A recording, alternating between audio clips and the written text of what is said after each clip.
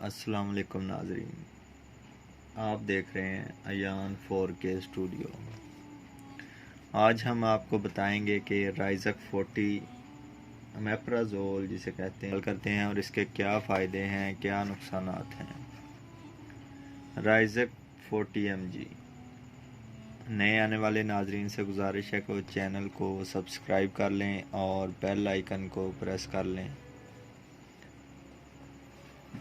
आज हम आपको बताएंगे कि राइज़क 40 mg क्यों इस्तेमाल किया जाता है। राइज़क 40 mg जिसे प्रोटॉन पंप इनहिबिटर कहते हैं, अमेप्राज़ोल इसका फार्मूला है। और ये जिन लोगों के सीने पर जलन होती है, गैस्ट्रोइसोफेगस डिजीज़, उसमें इस्तेमाल होता है। और जिन लोगों के मैदे में तेज़ाब की मिक़दार ज़्यादा हो जाती है, वो लोग इस्तेमाल करते हैं। और जिन लोगों के पेट में दर्द हो, वो भी ये इस्तेमाल कर सकते हैं। राइज़क 40 mg इसकी डोज़ 1 कैप्सूल रोज़ाना है, यानी कि एक बंदा रोज़ाना 1 कैप्सूल 40 mg का ले सकता है। बेहतर रिज़ल्ट के लिए वो रोज़ाना 2 घंटे खाने से पहले 1 कैप्सूल इस्तेमाल करें, और कुछ लोग आधा घंटा पहले भी इसे खाने से इस्तेमाल कर सकते हैं।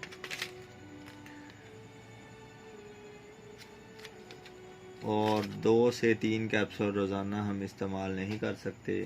अगर ये हम 2 से 3 कैप्सूल रोज़ाना इस्तेमाल करेंगे तो इसके नुकसानात भी हैं। इससे आपको कॉन्स्टिपेशन हो जाएगी, और जिसकी वजह से फिर आपको एक सिरप लाइलैक या डूफालैक इस्तेमाल करना पड़ेगा। इसलिए आपको चाहिए कि रोज़ाना 1 कैप्सूल ही इस्तेमाल करें राइज़क 40 mg का, क्योंकि इससे एक तो मैदे में जो तेज़ाबियत है वो कम हो जाएगी, और दूसरा मैदे में जो पेन है वो भी कम हो जाएगी। और तीसरा ये है कि जिन लोगों को खाना खाने के बाद ऐसे लगता है जैसे खाना उसकी खुराक वाली नाली में आ गया है, बाहर को आ रहा है, वो भी ठीक हो जाएगा। जिन लोगों के खुराक वाली नाली में जलन होती है, तेज़ाबियत बनती है, खट्टे डकार आते हैं, वो ये 1 कैप्सूल रोज़ाना इस्तेमाल करें। तकरीबन 2-3 हफ्ते कर लें। ज़्यादा यूजेस इसके ये हैं कि आप 1-2 हफ्ते इसे यूज़ करें, और उसके बाद आपकी जो है डिजीज़ बीमारी वो ख़त्म हो जाएगी।